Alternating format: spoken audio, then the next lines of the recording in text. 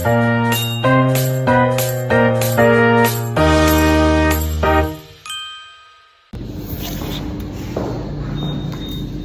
bismillahirrahmanirrahim. Assalamualaikum warahmatullahi wabarakatuh.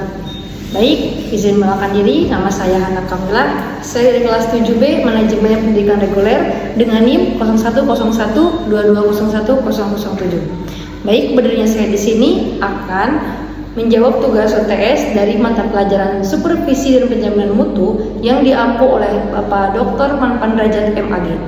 Baik, pertanyaan pertama yaitu apakah perbedaan antara pengawasan dan supervisi pendidikan dalam sekolah? Supervisi pendidikan adalah pembinaan yang berupa bimbingan atau tuntutan untuk memperbaiki situasi pembelajaran, meningkatkan mutu proses pembelajaran, serta mengembangkan profesionalitas guru. Nah, supervisi juga bersifat humanis, membantu, dan fokus pada peningkatan kualitas mengajar guru. Nah, sedangkan pengawasan ia berfokus kepada usaha sistematis untuk memantau, mengevaluasi, lalu mengawasi untuk berjalannya lingkungan sekolah sesuai dengan standar dan juga tujuan. Dan pengawasan ini pasti fokus terhadap kontrol, penilaian, dan kepatuhan terhadap aturan. Supervisi klinis adalah model supervisi yang dilakukan secara sistematis melalui tahapan perencanaan, observasi, dan umpan balik reflektif. Fokus utamanya adalah perbaikan praktik mengajar guru melalui hubungan profesional yang bersifat dialogis, bukan menghakimi. Dan supervisi klinis menekankan observasi objektif, analisis proses pembelajaran, serta diskusi reflektif untuk mendorong peningkatan kompetensi. Nah, maka dari itu, supervisi klinis ini akan membantu terhadap guru yang kurang percaya diri ketika ia mengajar terhadap peserta didiknya. Dan supervisi ini akan membantu mensupport guru tersebut tanpa merasa ia dihakimi. Supervisi klinis memberikan rasa aman, fokus pada kenyataan, bukan kekurangan observasi yang terencana, dan mengurangi kecemasan umpan balik bersifat dialogis dan reflektif dapat meningkatkan self-efisiensi guru. Nah, di sini, di supervisi klinis terdapat beberapa perencanaan. Pertama, tahap perencanaan, di mana supervisor berdiskusi dengan guru tentang kesulitannya. Misal, ada sebuah ketakutan ketika gurunya bertanya, siswanya takut merespon atau tidak merespon.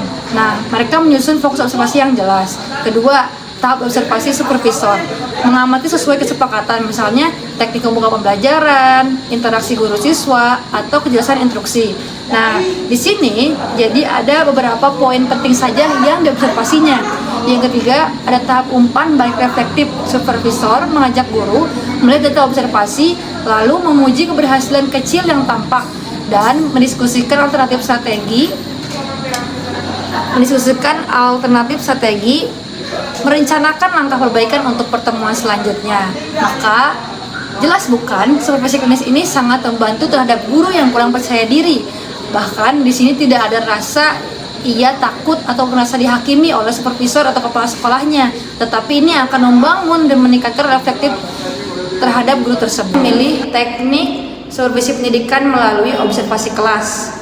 Nah, kenapa memilih observasi kelas? Karena observasi kelas ini menghasilkan data nyata, objektif, dan faktual tentang apa yang terjadi dalam proses pembelajaran. Kenapa? Alasan konseptualnya yaitu pertama, sesuai dengan prinsip ilmiah dalam supervisi, yaitu menghasilkan data nyata, objektif, dan faktual. Jadi tidak bisa direkayasa atau datanya tidak valid karena langsung observasi ke kelas.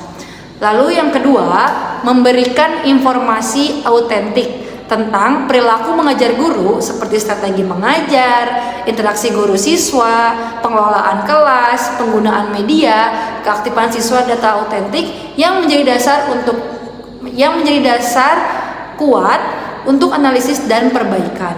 Yang ketiga, dasar untuk umpan balik yang profesional dan berorientasi pengembangan. Nah, supervisor dapat memberikan umpan yang balik yang spesifik, berbasis bukti, dan konstruktif sehingga lebih mudah diterima oleh guru.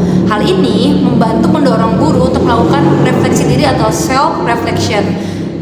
Yang keempat, mengidentifikasi masalah nyata di kelas dan menemukan solusi realistis. Karena supervisor melihat situasi langsung, maka masalah yang tampak adalah masalah nyata dan solusi yang akan dirumuskan atau solusi yang akan ditawarkan adalah solusi yang dirumuskan lebih relevan dan konteks.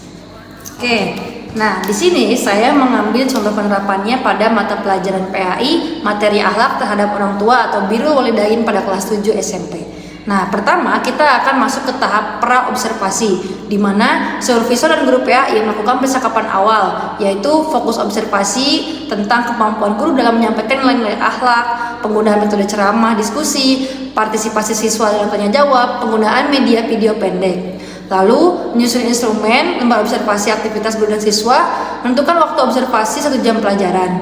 Yang kedua, tahap observasi kelas. Supervisor memasuki kelas tanpa mengganggu jalannya pelajaran data yang mungkin diperoleh. Nah, di situ seperti sintak-sintak langkah-langkah pembelajaran, dari guru membuka pembelajaran dengan salam dan persepsi, lalu masuk ke bagian inti, yaitu menyetel video pembelajaran tentang bakti kepada orang tua. Lalu kita bisa melihat seberapa antusiasnya siswa, apakah siswa ini antusias atau sebaliknya terlihat pasif. Lalu di situ kita lanjut ke diskusi, dibagi beberapa kelompok. Kita akan lihat mana kelompok yang dominan lebih aktif dan mana kelompok yang cenderung kurang aktif. Dan terakhir, guru untuk pembelajaran dengan pesan moral yang kuat dan juga memberikan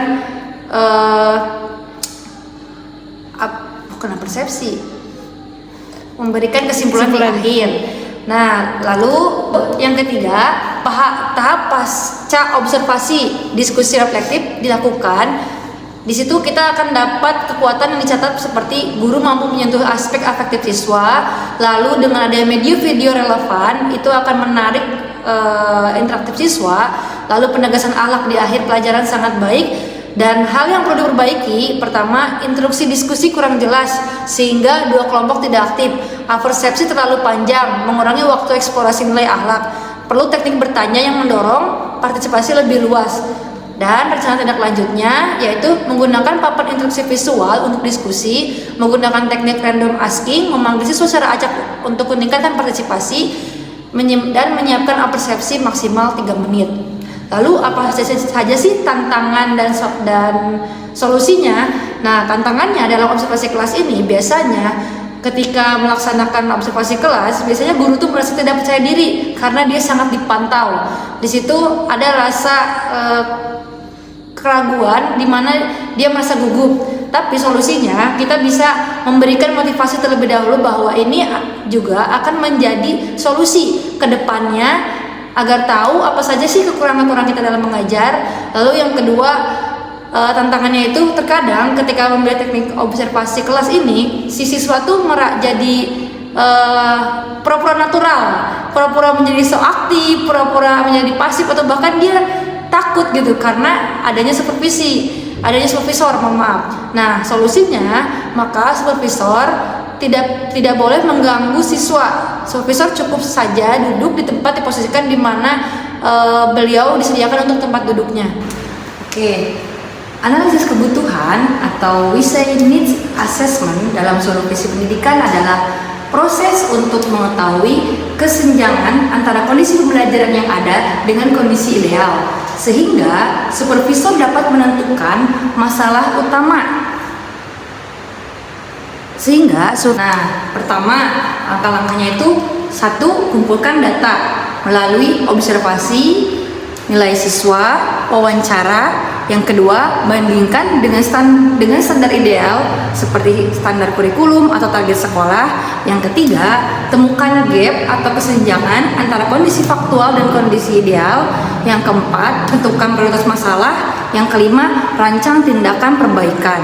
Nah, kalau misalkan saya menjadi supervisor di sekolah dengan persoalan masalah literasi yang rendah, maka hasil analisis kebutuhannya kita mulai dari kondisi aktual, di mana nilai literasi rendah, siswa sulit memahami bacaan, guru jarang menggunakan strategi literasi, dan kondisi yang diinginkan, kondisi yang idealnya, siswa mampu membaca pemahaman guru, menerapkan pembelajaran berbasis literasi. Lalu apa sih gap kesenjangannya? Yaitu kurang strategi literasi dalam pembelajaran dan minimnya budaya membaca. Maka dari prioritas masalahnya, kita sebagai guru atau kita sebagai supervisor menyampaikan kepada guru harus meningkatkan kompetensi guru dan menciptakan budaya literasi sekolah. Lalu tindak lanjut supervisinya, pertama adanya pelatihan singkat untuk guru tentang strategi literasi. Lalu yang kedua adanya observasi kelas atau coaching untuk memastikan strategi diterapkan. Yang ketiga program 15 menit membaca setiap pagi. Yang keempat, membuat pojok baca di kelas dan mengaktifkan perpustakaan. Nah, itu adalah solusi-solusi yang ditawarkan ketika kita menemukan bahwa permasalahannya itu anak itu minim membaca, rendahnya literasi. Nah, di situ kita perlu mengadakan media, strategi, modul pelajaran yang akan membuat siswa ini suka membaca, atau dengan tadi ada beberapa solusinya dengan mengadakan 15 menit atau biasanya untuk sekarang tuh udah ada ya seperti pojok baca di setiap kelas. Kalau dulu pengalaman saya ketika saya mengajar di SD Al-Muhajirin 3+3 di Cimau, anak-anak tuh setiap siang ketika sebelum mau pulang sekolah ada jadwal bergilir, anak-anak itu membawa buku bacaan dan membaca di depan teman-teman kelasnya, baik itu secara langsung ataupun secara gerakan praktek ataupun secara drama, dan itu akan meningkatkan kepada siswa untuk menyukai membaca buku. Perbedaan supervisi akademik dan non akademik. Supervisi akademik adalah supervisi yang berfokus pada proses pembelajaran. Ini mencakup dari cara guru mengajar, penyusunan modul ajar, penggunaan metode aktif, penilaian autentik, dan pengelolaan kelas. Tujuannya adalah meningkatkan kualitas pembelajaran agar hasil belajar siswa lebih optimal. Menurut Glickman, supervisi akademik membantu guru membuat keputusan instruksional yang lebih baik. Lalu, sedangkan supervisi non-akademik berfokus pada manajemen sekolah seperti administrasi, sarana prasarana, kebersihan, kedisiplinan, perpustakaan, dan hubungan masyarakat. Tujuannya adalah memastikan lingkungan sekolah mendukung proses belajar. Seperti kata Sergio Giovanni, keberhasilan sekolah sangat ditentukan oleh kepemimpinan yang mampu mengelola pembelajaran dan manajemen secara seimbang. Contoh situasi nyatanya, di sebuah sekolah, guru sudah mengajar dengan metode yang baik, namun perangkat pembelajaran seperti Infocus, LCD sering rusak dan akibatnya itu menghambat kualitas pembelajaran. Nah, adapun sebaliknya, contohnya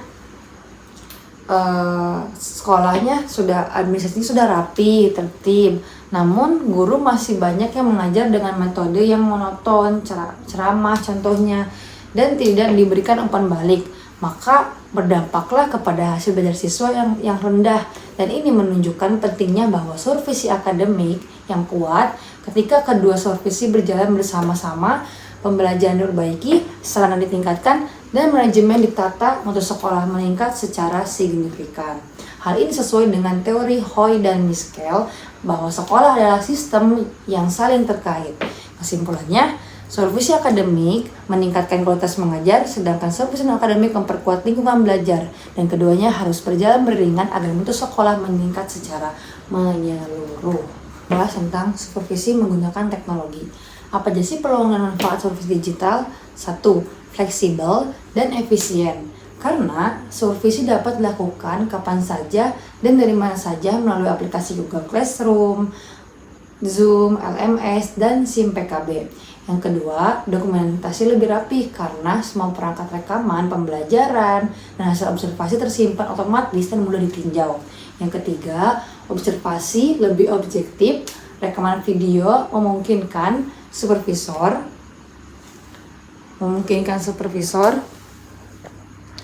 meninjau proses pembelajaran berulang. Keempat, umpan balik cepat. Komunikasi melalui chat, komentar, atau fitur platform mempercepat tindak lanjut supervisi. Namun, apa saja sih tantangan nyatanya di lapangan? Kenyataannya, kesenjangan kompetensi digital ini tidak semua guru atau supervisor mahir menggunakan platform, sehingga proses supervisi terkendala. Yang kedua, infrastruktur internet tidak merata, akhirnya menghambat koneksi dalam mengunggah video, observasi sinkron, dan penggunaan aplikasi secara offline.